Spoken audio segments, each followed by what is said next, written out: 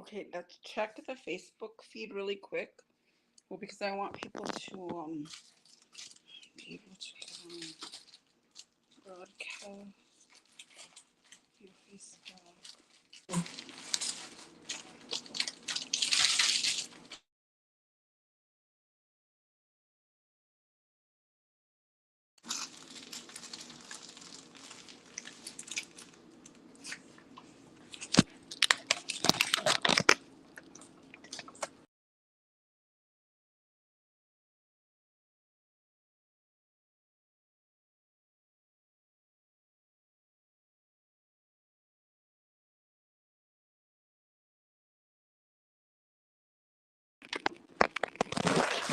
Okay, okay.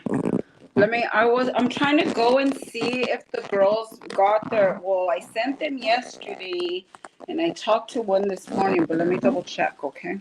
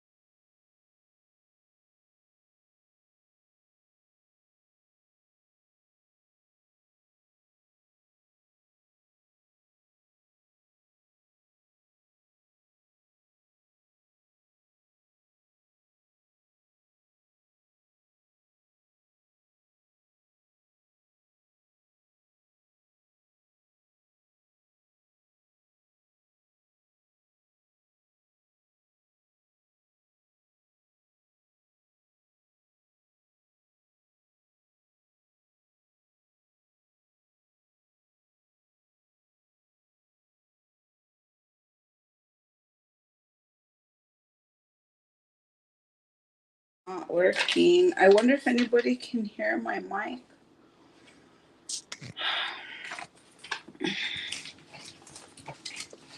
Says live viewer comments. Okay. Get all these guys. I need all these. I'm all, I'm all excited about it. I made a bunch of them. I'm ready for Day of the Dead and for Halloween.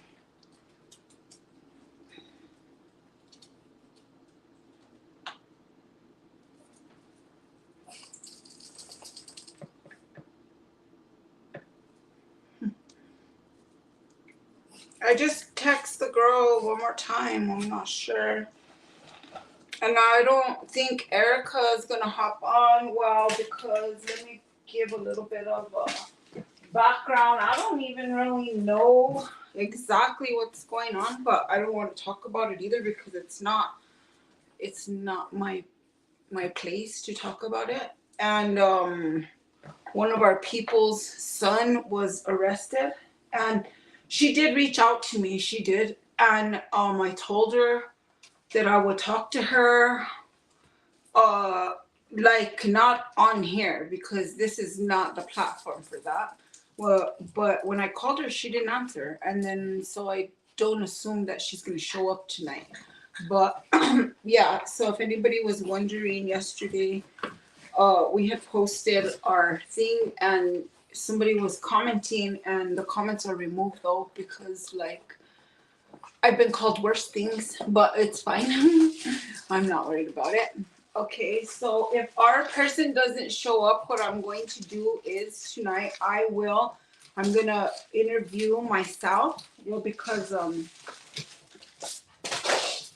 I had other plans for the interviews, but it's not gonna work out.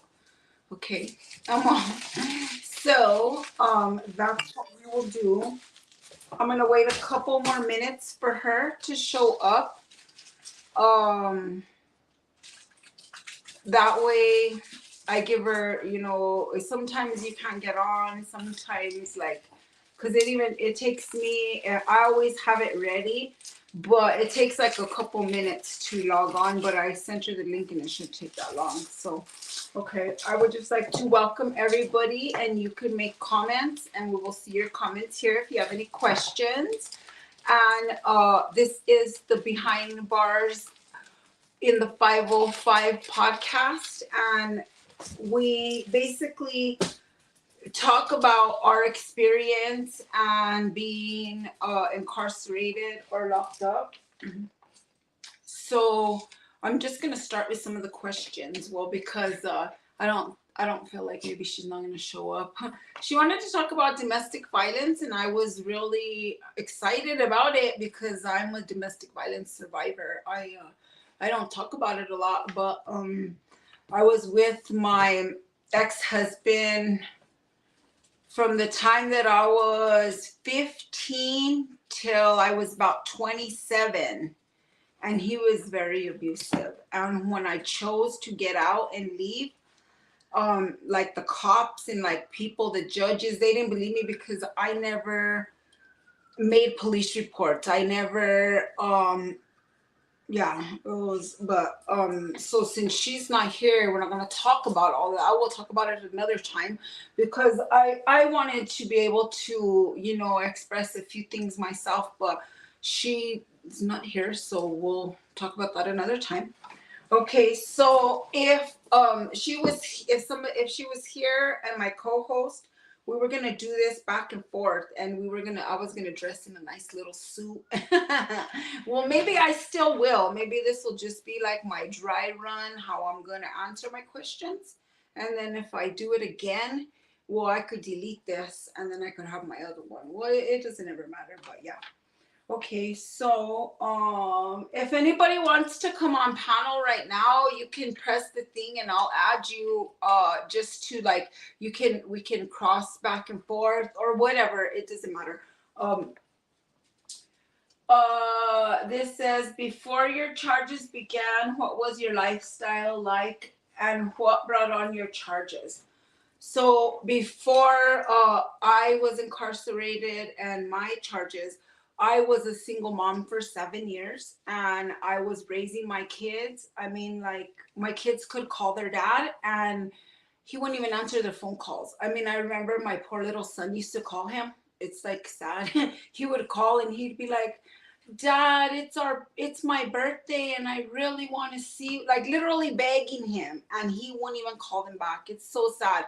The year that I picked up my charges and my crime is the year that he got married. And I kind of think I went crazy because I had all these kids and he's just like, oh, get lost. And they're living in the house that it was our house. You know what I mean? I'm not blaming it on that, but I was thinking about it the other day and I was like, I think I snapped. No, for real. Okay. And that's I had been addicted to pain medication, but I had just got off right before I was gonna get in. The only thing I was taking was Xanax, and they were prescribed to me. So I'm all I might have been abusing them a little bit, like taking more than I should have, but they were prescribed to me. So I feel like in my head, maybe they weren't. I wasn't abusing a narcotic at that time, but I could be wrong. Just kidding. How did you feel the first time the judge sentenced you to prison? Oh, okay, so like a lot of people have been answering this question, and every time it really hits me in my heart because I literally feel what people are feeling, and it's so like mine was a female judge and she literally told me some really hateful things. You could read it on the paper, like in the paper. Oh, I don't I don't hide none of my stuff. It's very everything. And she told me that I was a bad seed and that I deserved to go to prison or whatever. And do you want to hop on? Do you want to get on? Are you busy? Well, because I wanted us to interview each other and then that way and we could go back and forth, but I don't know if you're busy. If you're busy, we could do it another day. So can you get on or do I have to send you the link right now? I can send it to you real fast. Hold on. Let me post it in the chat. Wait a minute.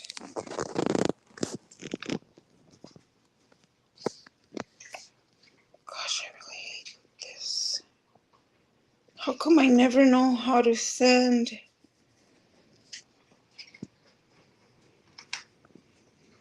guests invite. There we go. Copy. I always feel like I can never remember how to do the comment thing, and then it makes me nervous because I'm live and I can never remember how to do it, but I remember. Hold on real quick. Let me post a comment. What was that? I just clicked on something pretty cool.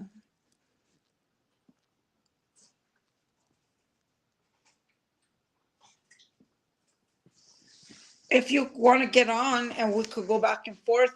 If you're busy, if you can't, it's okay. We could do it another day because I wanted to dress up in my suit. Or we could do it another day. It don't matter.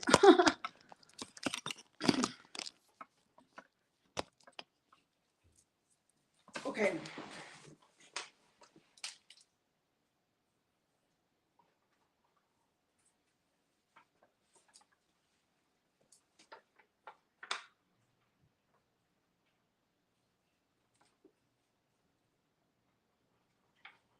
Oh, okay, so I was talking about the judge sentencing me, and it was a female judge, and it made me feel like she made me feel like I was like this big.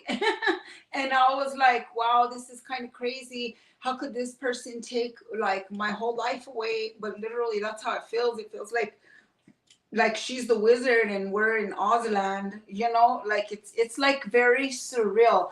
I personally had a 12-day trial. Hi Wendy, how are you? If you want to hop on, you can get on panel 2. Just hit the link and hop on. I had a 12-day trial, and also I had, like, it was crazy because not only did I have that 12-day trial, I had a jury selection. And when they did the jury selection, you have to go to court. Like, people who have been through a court case and know, like, this is like it's a process. Okay, so when you go, you pick your jury, and then you're going to all these things. Okay, and I was sick. I was probably like 100 and no, probably 215 pounds. I was really big. And I had been requesting, well, because I had been in Tierra Maria. Okay, so my county time, I did, so I actually forgot how I would have started. I would have said, hello, my name is Rihanna Montoya. I did 9 years, and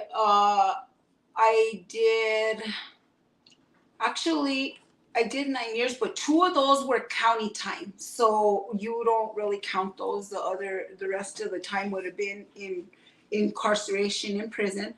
But whenever you're in county, I was in Tierra Maria, which is my county, and I used to basically run that county. No, just kidding. Well, because everybody knows me there. Like, literally, like, and everybody knew I was going to prison. They would be like, oh, no, Rihanna. And I had someone who would do my hair. I had really never had that in my life. And people did that for me. Like, it was really strange, but people are so nice and they're wanting you to succeed because they know. I had very many friends. Like, I had this one friend, because I was on pills. I did pills. Like, one of my friends,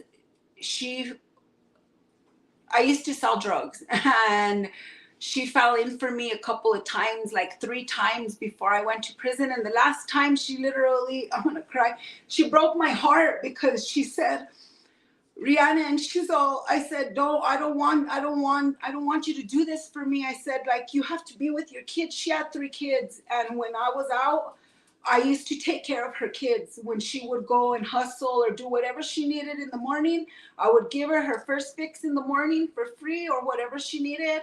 And I would take care of her girls for the reason that I knew the dad of those girls. Me and the dad of those girls, we grew up together, and he was like my brother.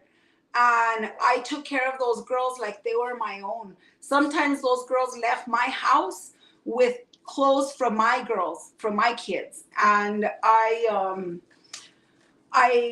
just remember her because I didn't want her to do that for me, but she wanted, like, she was my friend, and she knew that I was going to go to prison. I was going to prison. Either I was going for the little bit of time that I was going, or I was going to go. I was facing 30 years. I wasn't facing just a little tiny sentence.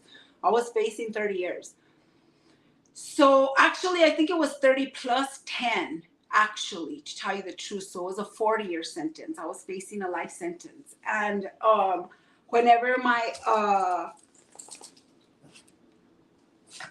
yeah, that's okay. Another day, okay, and we'll go back and forth and do the same thing again. This is just like a test run, because the girls didn't show up, and I have to do something, so it's okay. Thank you.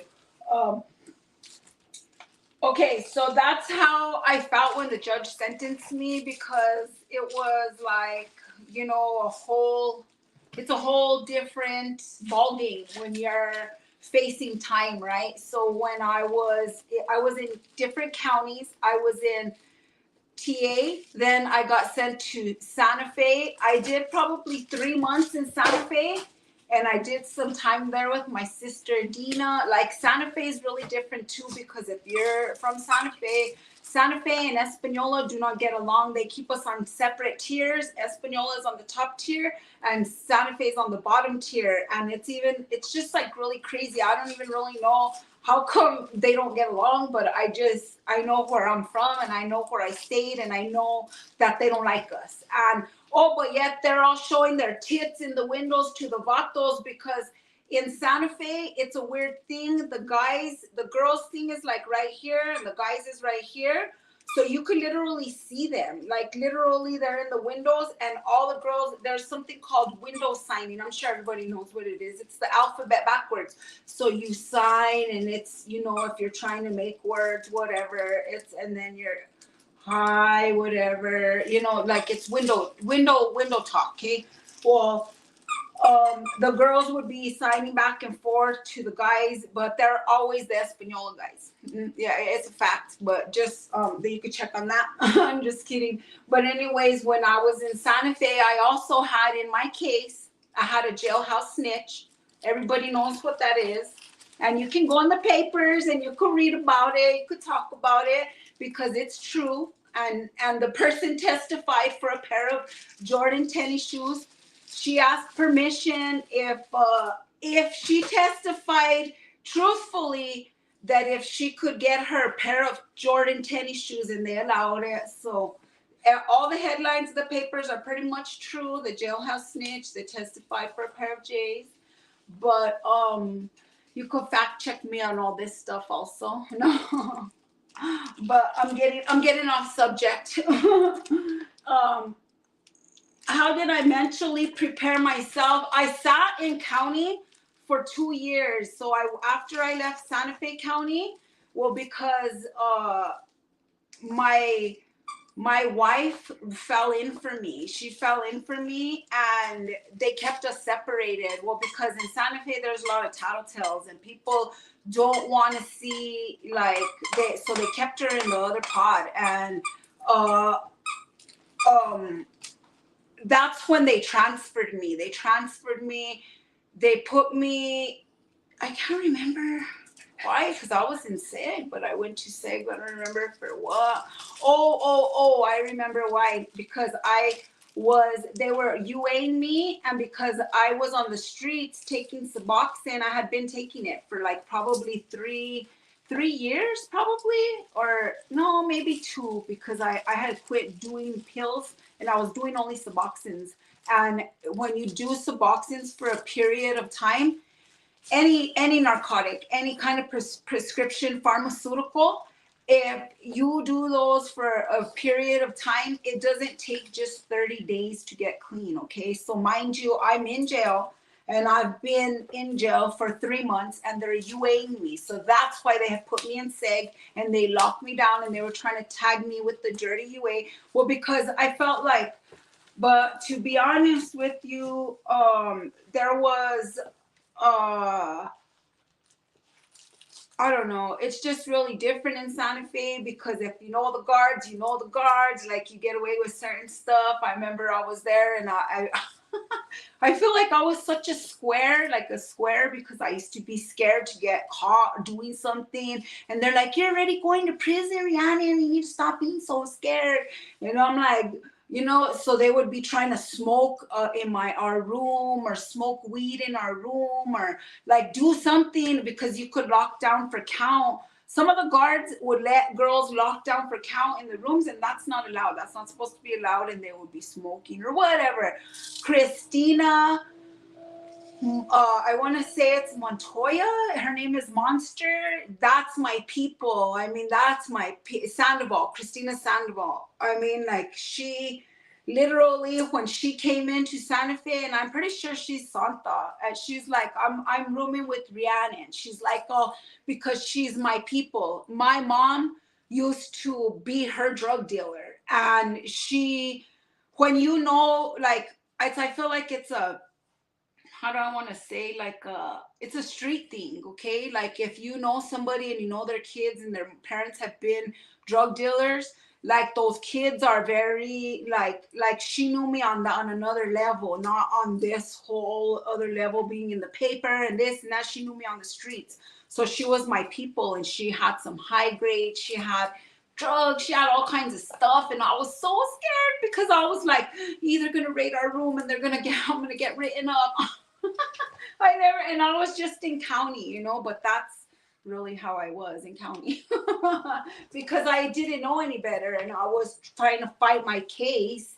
And so they sent me after that seg, they sent me to TA, and then I went back to Gallup, and then I stayed at Gallup. And then I stayed at Gallup for like 8 months. I stayed at Gallup, and I liked Gallup, because Gallup was, I don't know, they have your own cell. So I had my own cell for like 10 months. So when I was awaiting trial, I would come back, and then there was this really cool native guard. She would come, and she would always be raiding the people's rooms, and she'd be all, Montoya, how are you? How's your family? How's your little girls? Have you talked to your... Like, I feel like Miss Shirley is probably who kept me from hanging myself in, because it becomes very depressing. You're awaiting trial. You're afraid. Like, there's a lot of things that could happen, you know, and Miss Shirley is the one who would come every day and make me, like, smile and check on me. She was, everybody would be all, Rhiannon, we don't understand how come Miss Shirley, she takes everybody's cakes. I used to say cakes, or like 2 boiled eggs to eat, because I don't really eat the food that they feed over there. Gallup food is horrible. All the food in county, we got to talk about the food one time, about in the different counties, because I feel like that's so crazy. But I want a lot of girls to join so they could talk about the different counties, like in Alamogordo, like in Roswell, like in all the different places, okay? So anyways, I would put some food away and like have it stashed right, or to eat 2 boiled eggs with my salad, or like something different. And she would never take my food, and she would come with the trash bag. She was one of those warden cops, and she would take everybody's stuff, extra towels, whatever you had. And she took something from everybody, but she never took nothing from Rhiannon. I remember when I was in Santa Fe one time, and this guard, they used to call her Armijo, was it Armijo or Reigns? There was 2 of them, but they used to raid the same. And she used to say, I have to take something from every room, because if I don't take something from every room, they're going to say that I'm discriminating against you. I used to like to be in Santa Fe, because we would lay on the top tier, me and my sister Dina, and we would watch movies on the top, and we would make food, and we would stay out till like 1 a.m. Like, we would do our orders over there too, but you know how it is when you're in county. No, just kidding. Okay.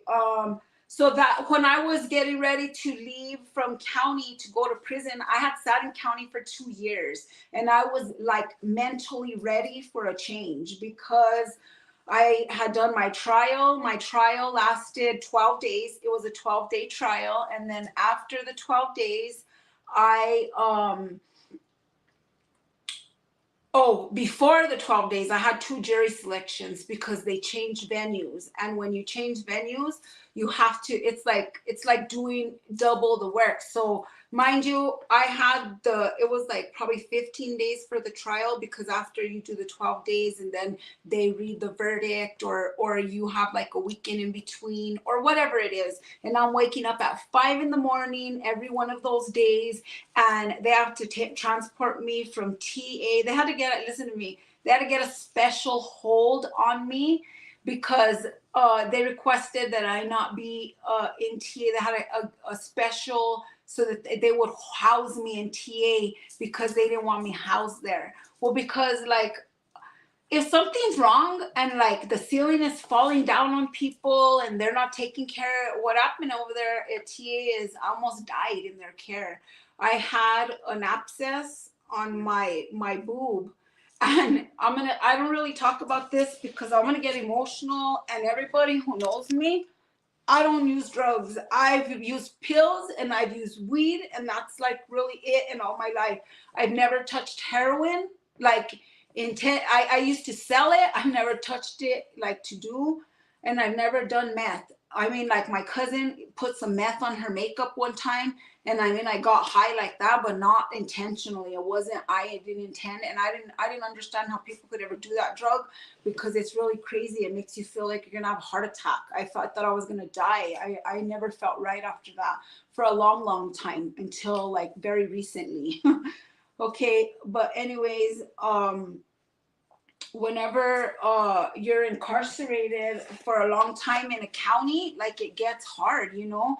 But my medical issues were not being met at Tierra Maria, and that's why they didn't want me housed there. I had a before I got locked up, I had surgery on my right boob. I can't even remember right now. I think it's this one. No, it's this one. I have a scar on it. I think it's this one. And they took a piece out of it. Okay, well, because they went in there and did that, and the surgical tools that they used were not they were not sterile. In Española, I got cellulitis. Well, because of that cellulitis, I immediately after, I like almost died. I got 101.5 fever. My best friend and my wife had to take me to the hospital, and they tried to IV me because I needed antibiotics immediately. They put me in the hospital with IV antibiotics for 7 days, because of the infection that I got from the tools. Okay. So then after that, I had to keep taking antibiotics because it would sporadically come up. So when I got incarcerated, I told them all this, everything that happened, whatever. When I went to Santa Fe, they neglected my medical needs. Until one day, they kept not sending me to medical. One day it got like almost like an abscess. And I went to medical and I said, see, you guys are telling me that I'm lying, that this, they told me that I was an intravenous drug user, because that's what the paper said. And that's not true. And they said that I deserve to suffer. I shouldn't, like in other words, that if I wanted to shoot up in my boob, that's what I get. And I was like, wow. Like, imagine you're really in pain and you're awaiting trial and you're hurting. Like, I don't know how many times I almost died in TA because I got a golf-sized ball abscess. And the girls that are in there, they're intravenous drug users. My county is Española, okay? That's where all the heroin is very prone. It's not that anymore, it's fentanyl, okay? But back in my day, it was turning a little bit more into meth, but it's always been the heroin capital of the world. Chimayo to all the way down to Riverside. You can ask anybody, okay? And there's a lot of heroin addicts. One of the girls that was in there is my really good friend. I've known her since she was 8 years old. I'm going to say her name because she won't care. Her name is Candice Montoya. And her name is Rowdy. She's very crazy. She's known in the counties for getting on the tables and saying what's up. But she goes, Rhiannon, if you don't take care of that, she goes, you could die. She goes, you in your sleep. She goes, I had put in probably 15 medical requests because I had been transported from Gallup to TA, and I had courts, but I had like 3 of them for a week, because when you have jury selections and different courts, sometimes you have to have like they have to have you there for a week. Well, they were gonna, I guess TA thought they were gonna have me back and forth from over there, but my attorneys requested that I be housed in TA so that they could talk to me and so that they could see me and my family could come see me, because I was probably going to get locked up after that, or whatever the case may be. Okay. So, I literally almost died in their care, and that's why they didn't want me housed there during the time of my trial. I was like trying to think what happened. I'm sorry, I went off on a tangent, guys, about the medical care. Well, because the medical care is so, I don't think that people understand. And in my county, we have a kiosk, okay? So I was writing in all these things, and all the things on the kiosk, they just got erased. Well, because who has access to that? The warden, only the warden. There's no way that we can access that or we can erase any of that stuff. You know what I mean? Every time that I put in 15 medical requests, I can't get a physical copy of it. So watch what I started doing over there. And that's why they transported me to Gallup. I started writing requests in writing to the warden. So I had a copy for myself, and then I would date it and copy it. We don't have copiers in there, you know, like you have to be able to back your own self up. So then I would put it in, and then all my copies I would send with my mom or my girlfriend or my people, like, because I was in county for a long time. People would get out and come in, and I would still be there. They're like, oh my gosh, Rhiannon, you're still here? And I'm like, yeah. People would leave me their stuff, and then I would come in. They would come in, and I'd be like, here's a t-shirt. Here's boxers. Here, I have some hygiene. I have like, I could tell you a lot of stories of times when people came in, and one time a girl came in, and the cop told me to take care of her. And I was all, what? I went just like that. I was all, what? I looked at him sideways. And then, yeah, but that's another story. Okay, so let's keep continuing down our. When you arrived in RDC, how did you mentally prepare yourself for prison? Well, RDC was kind of like a little roller coaster. I was there for maybe, I don't even think I was there for 30 days. I think I was there for 3 weeks, because of the fact that my co-defendants pulled chain 1 week after I did. And when they got there, they immediately started trying to say that some bullshit. But I fought with them, and then I got thrown in SEG. And the cop tells me, we know what happened, Rhiannon. We know what happened. Just let us go. Tell us what happened, and we'll let you out of SEG. And I'm like, if you know what happened, do your job, Baeza. I'm tired. I'm going back to sleep. And I put the blanket over my head. Well, because like, if I'm not a tattletale on the street, homie, I'm going to be a tattletale in prison. If I didn't even tell on my own self, like, come on, man. Like, you know, like, I just feel like sometimes people. And the story, you know, the funny thing is the story that my co-defendants would say, it's funny to me today, just because I went through it. People know me, even Jules. Jules knows a lot about me. I endured a lot of harassment. People used to smear cheese on the wall. People used to call me a rat. People used to, you know, a lot of stuff. I endured a lot when I was in prison. And I didn't fight a lot of the times because I was always trying to. I worked in education, and I had worked for a lump sum for 6 months. That's really hard when you're working hard for a lump sum for 6 months and someone's trying to take that from you. Like, I don't think that I could tell you how hard of a decision that is to make, to let someone like physically harm you, to not take that from you. Like, and I've been in that situation, you know, but, yeah, so whenever I was in RDC, Solomon, because he was the one at CCA, he knew about the whole situation, and he said, okay, Rhiannon, well, we're going to keep you here and we're going to keep them here. And I was like, okay, whatever. I really didn't know the layout of the prison, you know, like how it goes or whatever. But so they kept me in I came out to F unit right away, and then they came out into G unit. Well, because they had more time than I did. I didn't have that much time. So that was his reasoning, I guess. I don't know his reasoning or whatever. I came out later into RDAP, and that was right before we left, though. Well, because I wanted the chance to be able to live with my friend, because we were moving prisons, and when we were moving, it was very crazy, very, very crazy. Okay, so the RDC life, I think it was so different. Well, because I didn't realize when you get to prison, like how open it is. Like it's like a big girls' school. It's not, there's so many jobs. Like I was like, oh my gosh, it's like I felt like this whole, because when you sit in county, you're sitting there. Like I was so big. I had already, when I was in RDC, I was like 215 pounds when I left TA, and then when I hit RDC, I think I was maybe 211 when I got to there, but I was walking and walking. Everybody walks the tier when you come out for your little rec time. Well, because you don't get rec time every day, it's every other day. There are so many people in RDC. You have to fight to get on the phone. You got to get in line to get on the phone. You got to get in line to get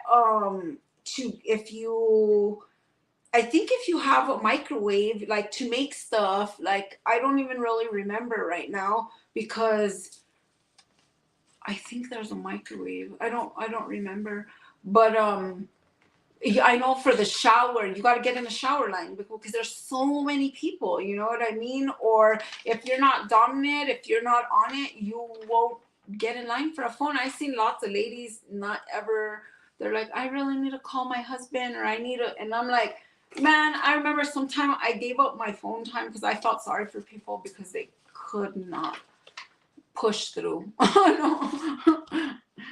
But yeah, it's very, RDC life is rough, but when you turn and go into prison, it becomes it's more fast paced. You're on it. It's more on a track, you know. When you're in RDC, you are still not earning 2 for 1. Not until you are out into population is when you start earning your 2 for 1. That's when you start earning your 2 for 1. So I guess it was probably better that everything happened the way it did, because I hear girls who sit in RDC.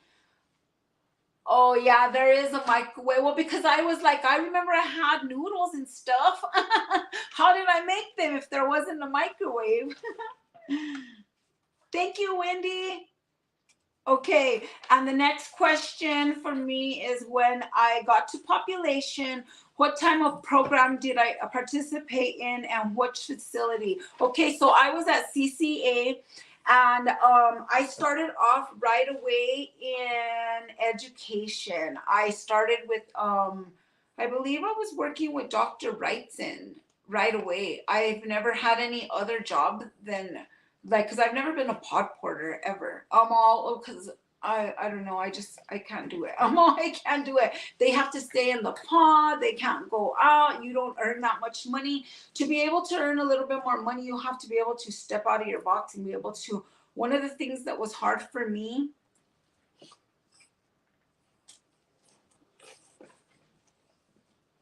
oh, you had to change out the microwaves a lot? Yeah, they probably got, well, because there was so many women, I could imagine they probably got used 4 times as much, right? Because wasn't there 4 tiers? Is that right, Wendy? I think there was 4 tiers. Anyways, I forgot. Yeah, people would come in there. Even Project Echo would go in there. What is else? The sign and dance went in there. I always wanted to do the sign and dance because I remember it when I was in RDC.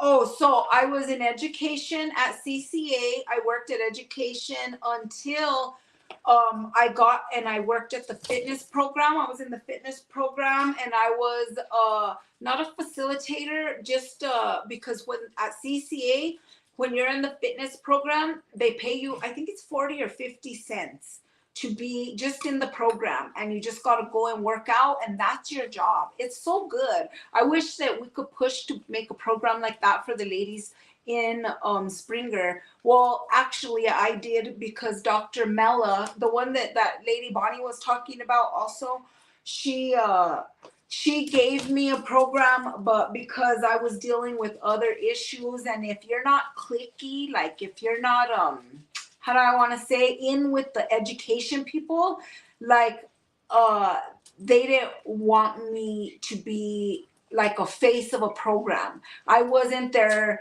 vision of a face of a program. I wrote I think it was either 32 weeks or 26 weeks program, and that program is used at the men's facility right now. That was going to be used at Springer for the fitness program. But after the fitness program, then I went into RDAP, and then you get paid to do RDAP. And then we got locked down to leave. And when we got locked down to leave, that was a horrible experience. Well, because it's so unknown. Like, I remember my aunt did 15 years in prison. And she was like, they've been saying that for years, mija. It's a lie. She goes, they're not going to ever move you. She goes, that's never going to happen. They've been telling us that for 10 years, she goes. And I was like, are you sure, Thea? I said, because some crazy things are happening. They were starting to reclassify the ladies. In CCA, everybody knows that the level 4s mingled around, with the other people, you know. It was like free for all. Nobody was classified, and people just did whatever they wanted over there. And when you're running a state facility, you are supposed to have the classification separate.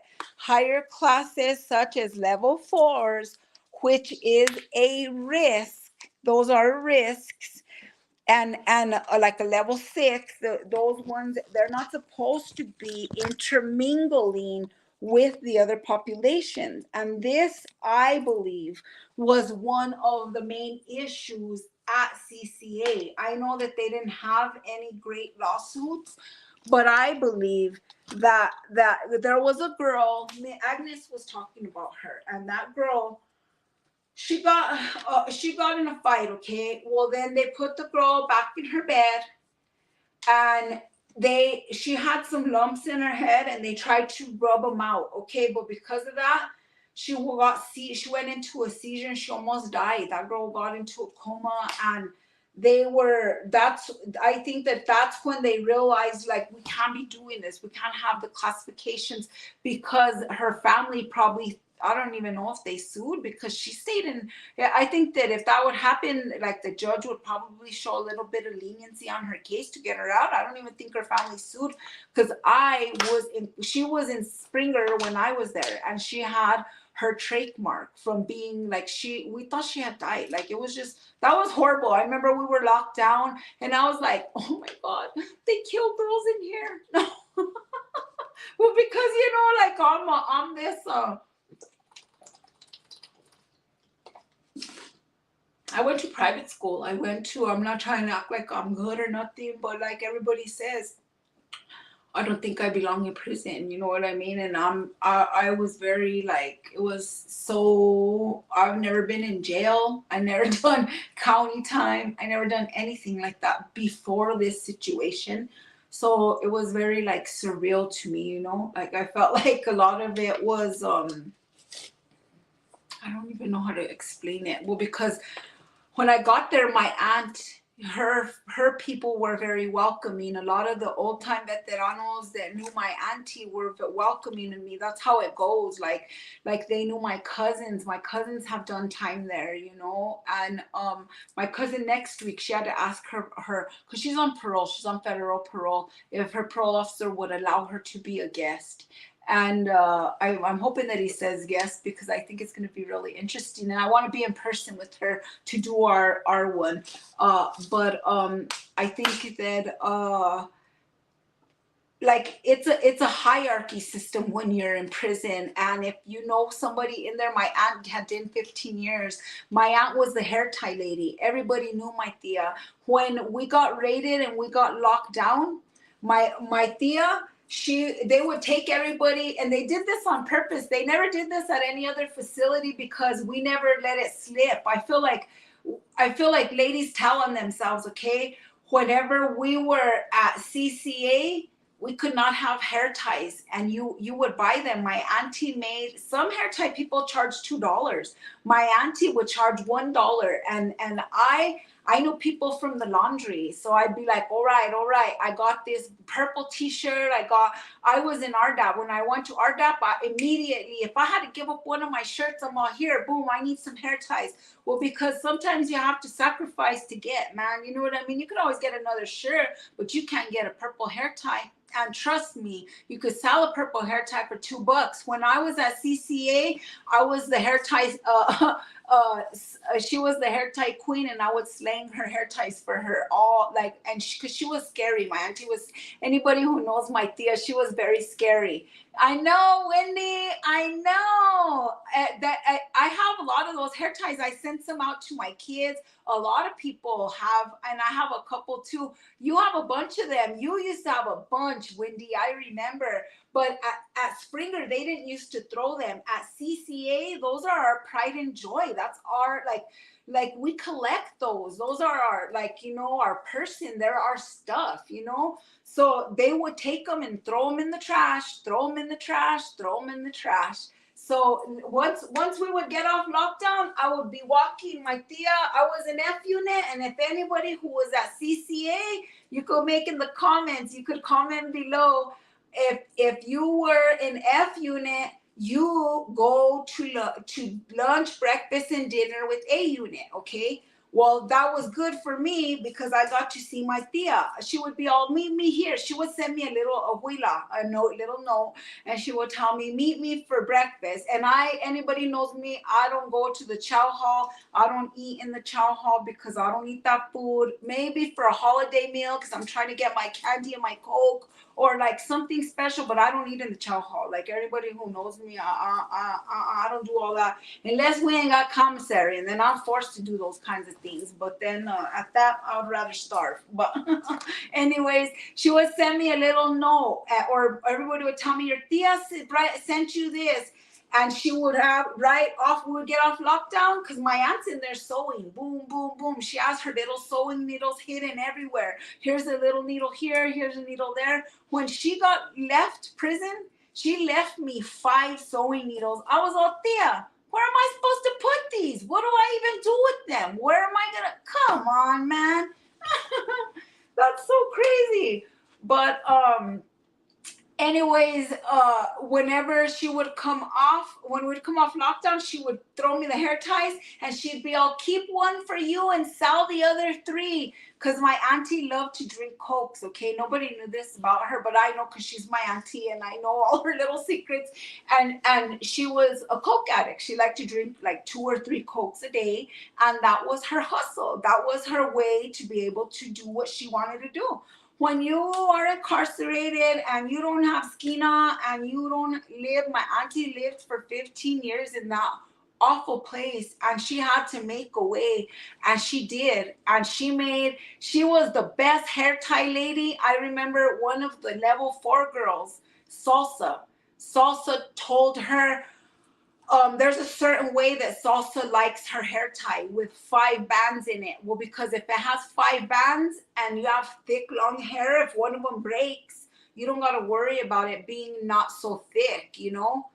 Oh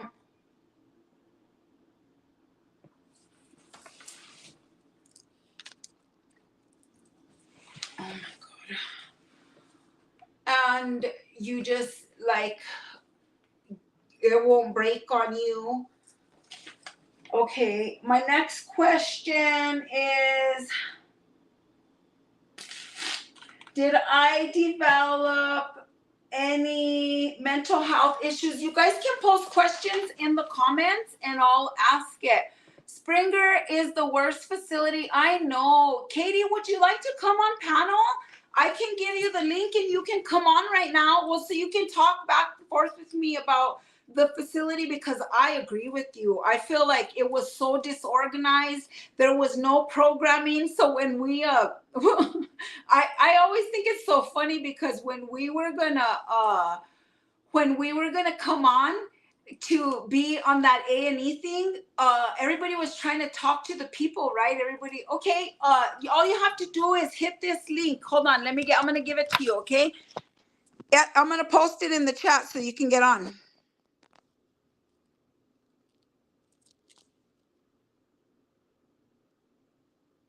I wonder, is this Jenny? Who is this? Is this Jennifer Smith or no? Well, because I've been looking for Jenny too. Jennifer Smith is my girl, man. I did time with a lot of like old school people. I've been looking for Jenny. Oh, okay.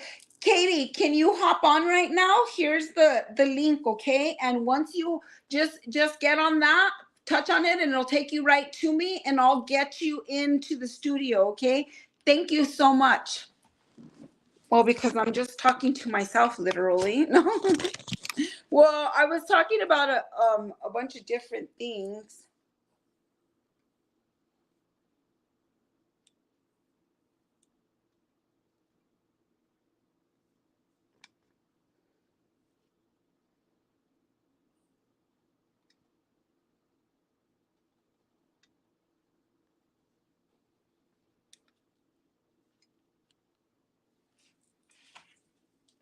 That's crazy.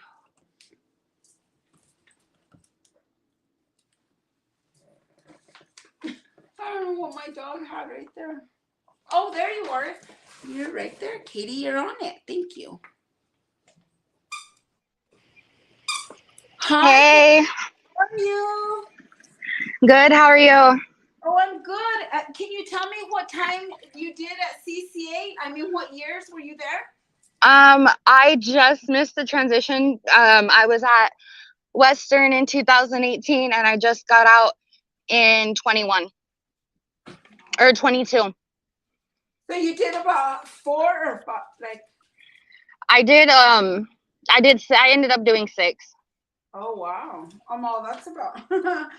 That's a lot of time. That yeah, I agree with you that Springer is it's very disorganized, very I kept saying when we go state, we're gonna have so much programming. We're gonna get 2 for 1, like the men. It's gonna be so great. And I mean, like, it was horrible because the first year, if anybody knows, we were locked down half the time because they did not have the staff to house us. Like, they weren't ready for the women. They weren't ready for how we act, how we misbehave, how we don't behave, how we don't do what we're told. Like, the sewer system collapsed because women are flushing their hygiene products down the thing. Like, I'm like, I was there oh for that. God. They You had us remember? doing sack lunches for like 2 years. We did sack lunches, Do you which they weren't remember? allowed to do. That's illegal. That's even illegal because you're supposed to have 3 hots and a cot. That's why it's called 3 hots Yep. and a cot. I think that for the Duran decree, that is a reason why that is, like, a lot of people don't know about that stuff, but it infuriates me. Well, because I remember one of the times, I don't know, where did you live at? Which housing unit did you live at? I was in 1, 2, 6, 8, and then I went back to Western. Okay, in 4, they had a hole in the floor one time, and they just had us chilling in there, dude. That's crazy. Yeah, because 4 always kept over flooding With the toilets because of something, I don't know what it was. Those pipings were old since the boys, the boys' school. When COVID broke out, Oh, I want you to all talk a little bit about the COVID and the protocol and how they were doing you guys. Well, because I know they were doing you guys dirty. So I was one of the first people at Springer to get COVID. It was right when the prison got allowed the COVID tests. Well, they were, of course, being stingy. I mean, it's Springer. They were being stingy, and I wasn't able to get COVID tested. I knew I had COVID. I lost my taste to smell. I almost got pneumonia. And then when everybody else broke out COVID is when they tested everybody. The whole time I was in prison, I got COVID 3 times. When I was in Springer, all but 2 inmates, including staff, everybody at Springer but 2 people tested positive for COVID. Wow. And the warden and Guzzo are the one who brought it in and then lied about it, saying that the inmates gave it to the inmates when it was the warden and Guzzo. Hey, So they the have warden, was that Mariana? Yep. That's sad. Well, that's sad. You think that they would know better to bring? Well, because imagine if more, like, that's an outbreak. You know what I mean? If you bring a little germ like that into the facility, that she's constantly walking around. She's doing her rounds. If she's doing her rounds, imagine how many people she infected. Yeah. That's and then weird. As far as the programming, they were they got rid of a lot of the programming for the longest time. The only thing they had was RDAP and school. I got my GED in 2019, and I'm actually going to school for my bachelor's in science now for counseling and community psychology, minoring in mental health and substance abuse, since I have both in my life. Good. That's good. That's good, because we needed more people like you in our field. Well, because I feel like us as addicts and people who've gone through stuff like that. Do you know what I mean? I don't know. I'm gonna ask you some questions, okay? Is that okay? Yeah, that's fine. Okay.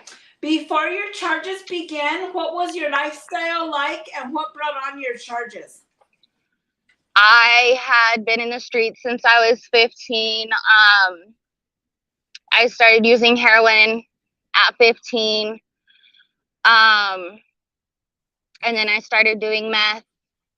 And then I went to Suboxone and drinking. I didn't know how to control my addiction. I was young and I was naive. But in a way, I'm glad that I went to prison because I was able to find myself.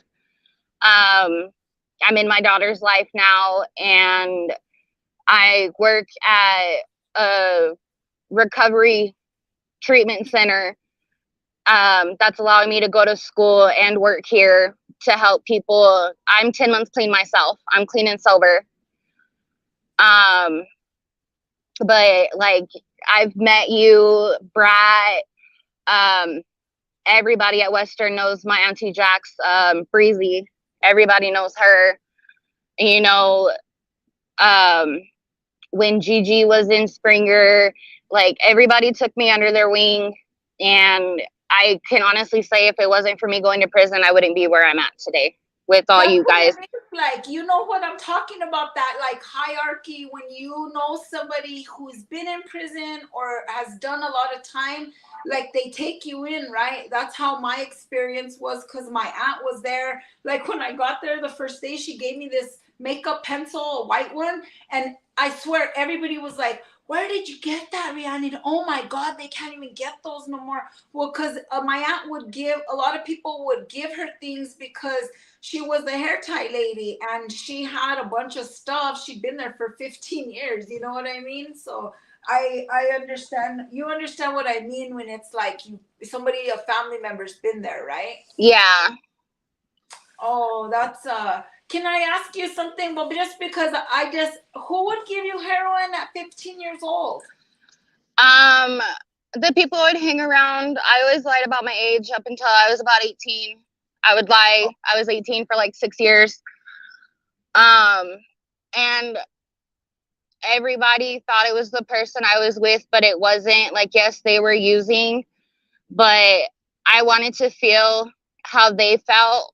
Like, I would watch the way she would shoot up, and I did it myself. I went, because I've picked up for her before, so I went to her people. I got it. I went in the bathroom and I did it myself. So nobody gave me my first shot except for me. Wow. Yeah, that's I'm all well because I didn't use pills for a long time neither. I used to sell them. I used to fraud prescription narcotics because I learned from my mother. My mother taught me how to fraud prescription narcotics, and she would sell them to make a living. So I learned how to do that. Okay. Well, those kind of habits are what led me to prison. Okay, but I'm not blaming nobody because it's my fault. Because I did those actions, but you learn, like, I don't know how to say, you learn those habits, and then like, you're right, if you wouldn't have gone to prison you could have been dead. Like, you're grateful for things that happen, but they all happen for good reasons. I think that all of us who've been locked up we kind of get taken off of the streets because we're doing bad, and if something doesn't happen that way, we're probably going to die, right? And Yeah. I feel that in a lot of the situations.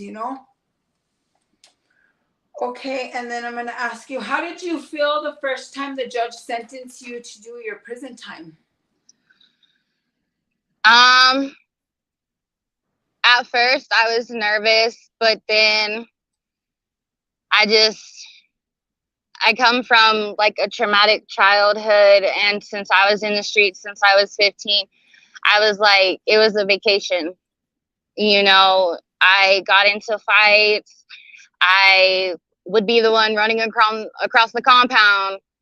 I would go from education to 7 when I was at Western, or be the one going through the snow to the gym at Springer just to go take somebody else's stuff, and just to get my little hustles going. It was basically the same lifestyle as the streets, and the judges don't understand. Like, they try to sit there and say that they send people to prison for rehabilitation. There was a lot of drugs in the street, but there was more in prison. Oh yeah. Like, towards the end of my prison stay, like, that's where I got introduced to fentanyl. I started using it. I got out and did good for about a month, and then just started using fentanyl. I got used to the prison lifestyle, that I would purposely use right before checking in to get violated to go back. And that's when they told me that it was pointless to, like, absolutely piss dirty, because they weren't sending people back on dirty UAs anymore. It was only if you picked up new charges. And I was like, well, there goes that. So I wound up going to a sober living house, and I was there for 7.5 months, did good. And now I actually work for the rehab that helps set my foundation to get to where I'm at today. Oh my gosh, that's the most amazing story. Like, I feel like this is why I love doing what I do, because people need to hear that. People need to know that a heroin addict can turn their life around and become the great success that you are today. Like, that's what's so empowering about why our space is here for our people. And I'm so grateful that you came on tonight. You're gonna make me cry. No, just kidding. So, and towards the end, it honestly pissed me off, because I found out I had Hep C when I first hit RDC, and that's when Project Echo started doing the Hep C treatment. Well, the day I went to prison, I was supposed to start the Hep C treatment through county. Well, I pulled train, so I missed my appointment. Well, then I got on the list, was on the list for like 4 months, and then I wound up, the day before I was supposed to start treatment again, went to Springer. And then at Springer, I got on the list. And then I went back to Western when I was supposed to start the treatment at Springer. So I didn't even get the Hep C treatment the whole time I was in prison. And now I completed the Hep C treatment. But since my viral load was so high, I have to do the treatment again at a higher dose. So, like, my addiction in prison definitely affected my health. But, like, I have professional tattoos, but most of my tattoos are prison tattoos. And it's sad that the work in prison is better than my professional tattoos. That's crazy. Like, that's right? the only good, yes, that's like the only good thing I got out of prison was the tattoos. This one right here is it's a dot to dot, but it looks like it was done with a gun. Everybody's like, "Oh, is that a gun tattoo?" Allie, stop. Is that and I'm all, no, it was a dot too. Well, because the lady who did it was a tattoo artist. She was a tattoo. We run into artists in there, like, and it's so. I used to be my good friend Amanda Chavez, the one that used to be with Pam Davis. She was my good friend. I mean, like, and if any, she used to be all. I had this silver eyeliner. She used to borrow my silver eyeliner that I had gotten. I'm all from a makeup connection. I don't know how you get a makeup connection in prison, but somehow I did. Well, at Western, there were girls who were living in Unit 3. They took away the makeup at Western altogether. So for a period of time, they had girls digging holes in the yard, hiding their makeup so it wouldn't get taken. I bet. Yes, it was crazy.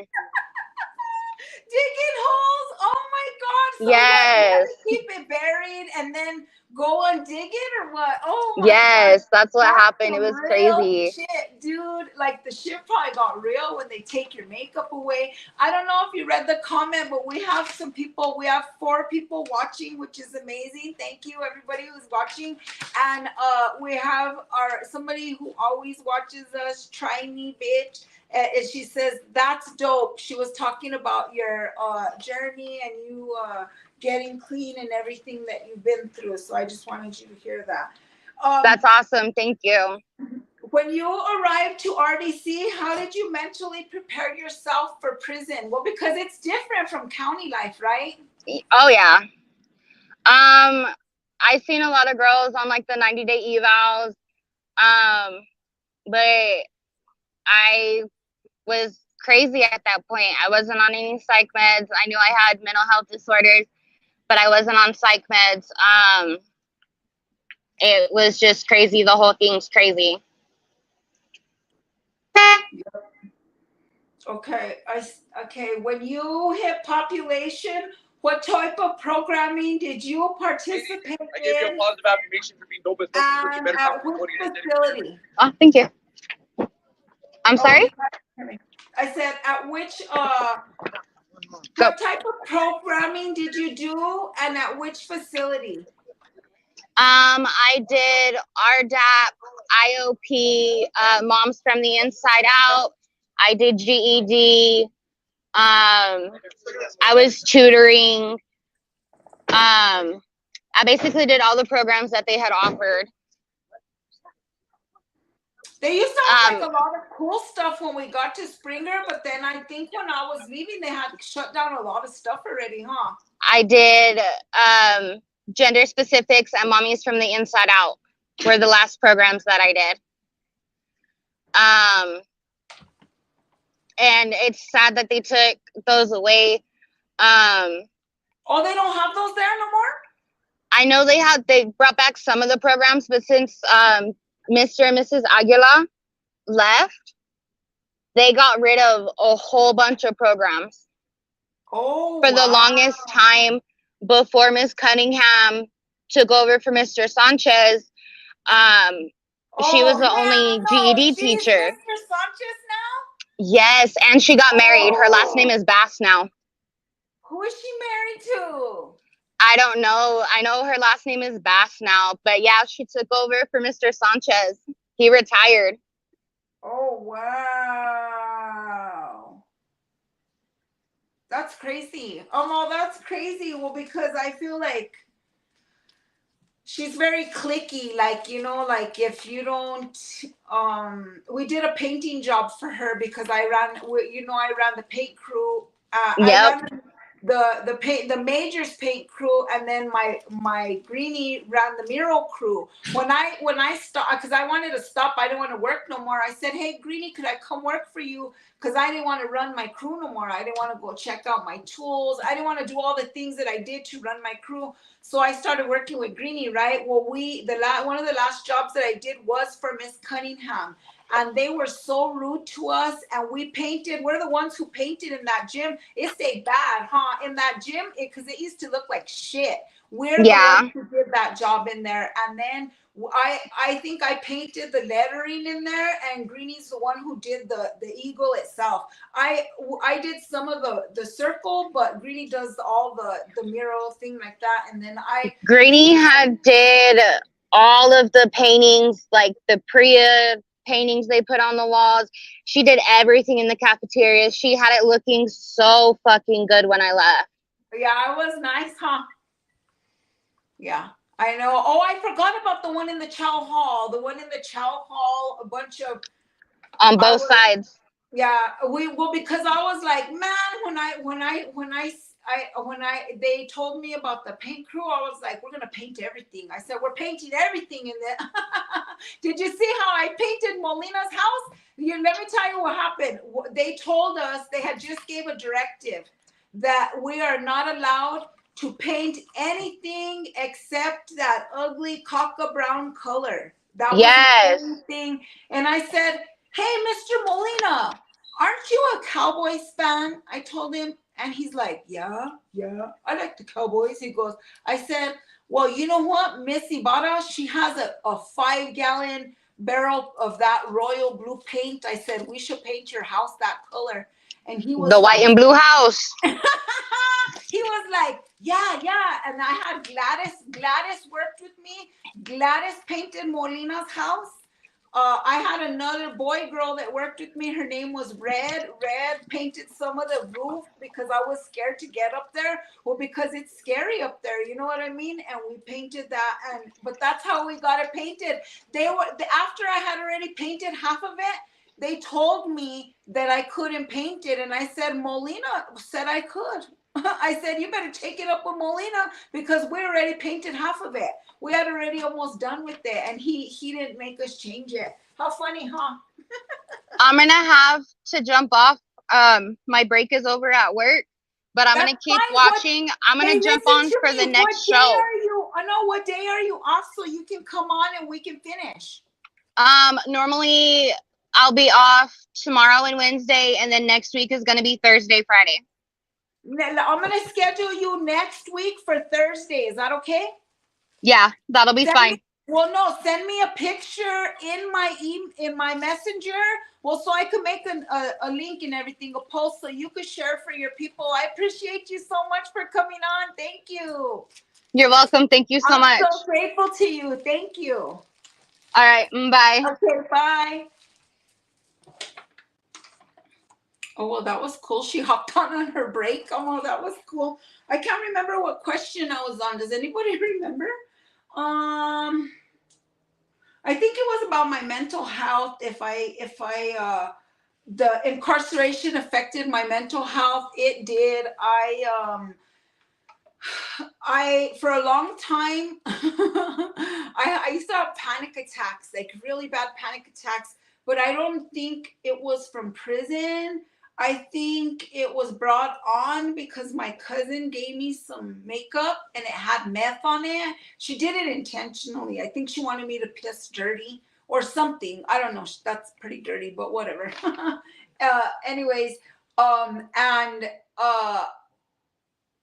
after that I had panic attacks, but I can't sit with my back facing like I have to sit like if I'm in a crowd of people, I have to be with my back against the wall or like where I know that there's not nobody right up behind me. I'm not sure if that makes sense but yeah, it's a bunch of And I think that's with all of us who have been incarcerated. We have these little ticks, right? I thought that I would be hard for me to get in the shower without my shower shoes. The first day I took a shower, I was like,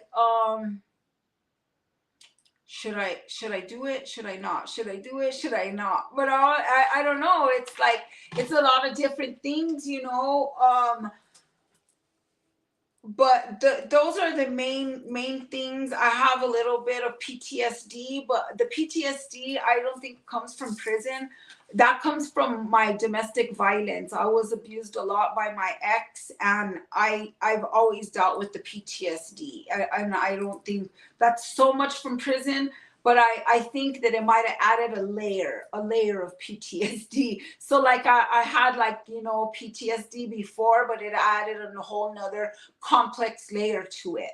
Well, because whenever they're raiding you, when you're getting raided, sometimes you're physically standing there watching them raid you. Sometimes you're not. Sometimes you're outside. I used to live in one of the worst units at Springer, and one week I got raided every day for 7 days in a week.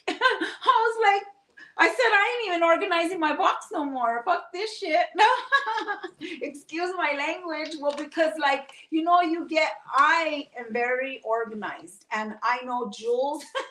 Well, because if I ever needed anything, a cup of coffee, shampoo or something, I'm not going to go ask somebody that I don't know. I would have went to ask Jules. If I needed anything at CCA, lotion, a bar of soap, because something of mine didn't come out, I could get in Jules's box, and she would allow me to get lotion or whatever I needed. And her box is nice and clean, and because you're organized, some people are not that way. Some people are not that way. But yeah, I feel like all those little things add layers to our mental health. My addiction habit, I was addicted to pain medication, and I think that I dabbled a little bit with the Suboxone when I was incarcerated. I did. Well, because we're addicts, and as addicts we do what we know, you know what I mean? And I've been smoking, I had been smoking pot since I was 15. And when I was incarcerated, like maybe if there was some, I remember one time when we were not in Springer, in CCA, somebody they were selling, I think, $5 joints, or it might have been $10. I don't even remember, but somebody bought a joint and we smoked some, and oh my God, I'll never forget. I was so paranoid. I was like washing my clothes in the thing because I was afraid to come out and see a cop. Well, because you're locked up, and that's a place where you're literally not supposed to be doing no drugs. And then imagine you're all, like it's a really horrible feeling. And then you're all at the microwave and everybody's laughing at you. It's just not the right place. Trust me. Trust me. How did your incarceration affect my family and my loved ones? Well, to this day, I believe that still is like one of my biggest barriers, because I don't talk to my children, because my mom has basically turned them against me. She's kind of used my incarceration to her advantage to be able to get child support. And she would say, I want you to do you're going to do A, B, and C before you see your kids. And I didn't really know what she was talking about until I, very recently, I've kind of pieced it all together, right? Like I didn't know that she was brainwashing my kids and turning them against me and telling them that I was the same person that I've always been and whatever. But yeah, that has really, and I've been trying to reconnect and work on those bonds, but in her eyes, if the kids try to talk to me, that's like the worst thing that could ever possibly happen. Why would you want to talk to her? She was in prison. She's no good. But that's her mentality. But it's really strange, because she was a drug dealer. She was a dope dealer. She sold drugs for many years of our lives. She's the one who taught us everything that we know. You know what I mean? She's the one who taught me to fraud prescription narcotics. She asked me to fraud a doctor when I got out, and I said no. And I honestly believe that that's why the reason why I can't talk to my kids today is because I didn't just say, oh yes, I'm going to do whatever you want me to do. I'm going to bow down and run and do what you want me to do. And I spoke my own voice and I said, no, I'm not going to do those kinds of things because I don't want to go back to prison. And she told my daughter that I was acting weird. And I'm like, I'm acting weird because I want to be sober? That's weird, but whatever. During my prison stay, did I ever experience an act of violence, and how did it affect my mental health? Well, I got in a lot of fights. I mean, like a lot. When I was in Gallup, I was jumped by 8 girls because one of the girls was my co-defendant's girlfriend, and she said that I was a rat and they wanted to beat me up. But whatever, I walked out of there with not even a black eye. I mean, like, I think I stubbed my toe really hard, but for them being 8 of them, they didn't do me nothing. Well, because I remember I walked in the room and I was like really blocking my face, and they were kind of just pulling my hair. And yeah, it wasn't, but that was in county. In prison, I fought a lot. I mean, I had to, because you either bang or you don't, and it's just basically like that. But then there was a lot of times that I walked away from fights because I didn't want to lose my clear conduct. I didn't want to lose the lump sum that I had been working for, or I didn't think that it was worth it. You know what I mean? Sometimes I feel like you get to a point that you don't want to allow somebody to take all your clear conduct from you because of a stupid argument or something that isn't going to rectify the situation anyways. And I chose to walk away from a couple of fights in prison, and people got the better, you know. But I think even one of those times I went to seg behind that stuff, and my best friend Marty, oh my God, my best friend Marty Carmen Scott, I worked in education, and she packed my boxes when I went to SEG, and she went and she talked to the LT, the person that was in charge of doing the SEG, and once they did the review, they let me out. But whenever she got my paperwork and she went and made copies, and she was this little white girl, and she was such a gangster. I never seen a girl so gangster in my life. She went and she made copies of my paperwork, and she slid them in all the units in G unit, in all the units in A unit, in F unit, and level 4s, in every unit. They got my paperwork, well, because they kept saying that I was a rat, and it clearly shows that I had a trial and that my co-defendants testified against me, you know. And I don't even like to talk about it, but when somebody says something and says something and says something over and over and over, like, sometimes you have to, not that I wanted to prove it, but I had to. I came a point in my incarceration stay, that I had to prove that wasn't what it was. And I think even at Springer, some people still didn't. Well, because when I got to CCA, there was some ladies used to get the paper, and my auntie had every single newspaper clipping. And when I got there, she gave them all to me, and she was all, here, mijita. And she gave them to me.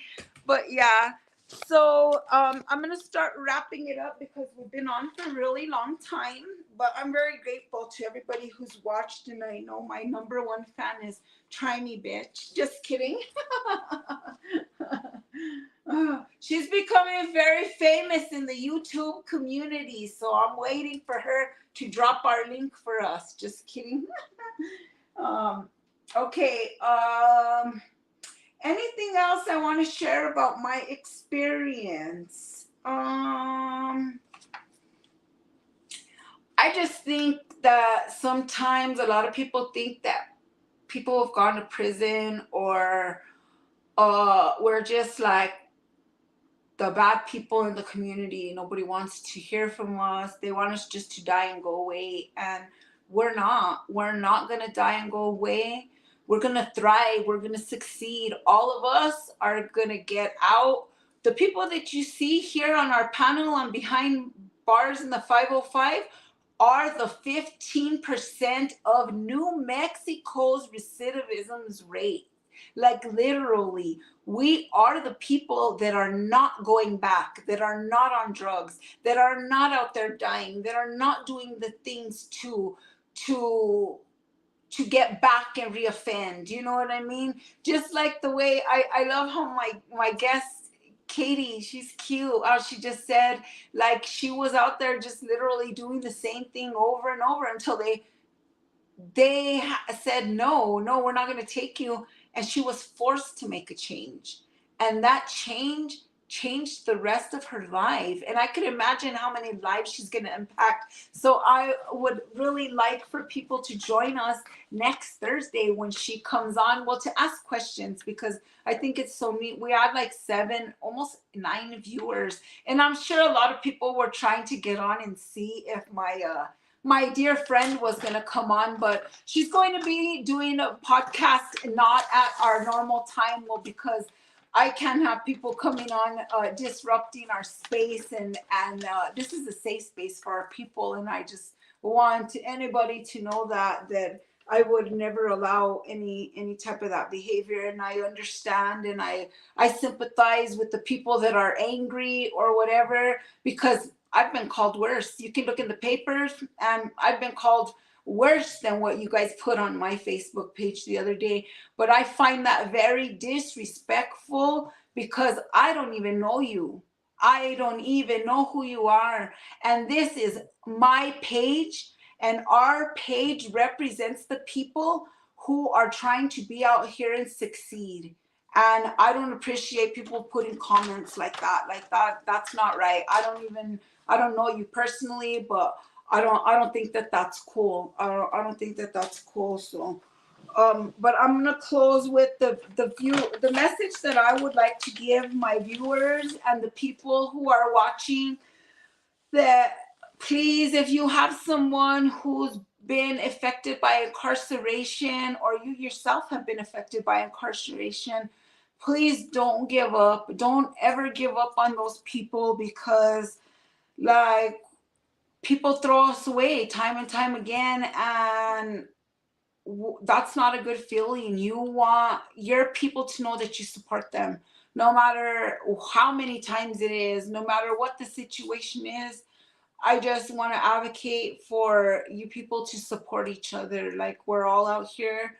Like, this world is hard, but we're out here making it. So I encourage everybody, if you don't have family, if you don't have family support, I've been messaged like in the last week, I don't know how many times, like, Rhiannon, I need your help. Can you give me advice on this? Can you give me? And I literally call people back. I stop the time out of my day, because I know that these people are reaching out because they don't have anybody else. And I know what that feels like. I honestly know what it feels like not to have somebody to call and, ask for help. And that's hard. So I'm just wanting everybody out there to know that if you are part of our Behind Bars in the 505 family, we are here for you. And if you need anything, or we can help you with anything, please feel free to reach out to us. We are very, very happy that you are part of our family. And thank you to everybody who commented. Thank you to everybody who shared. Thank you especially to Katie Smith, who will be our guest next Thursday. Well, because she's going to have her day off. And I'm very grateful for you hopping on panel on your break. I appreciate you. Thank you so much. And thank you, everybody, for watching. Have a great night. Signing off from Behind Bars in the 505.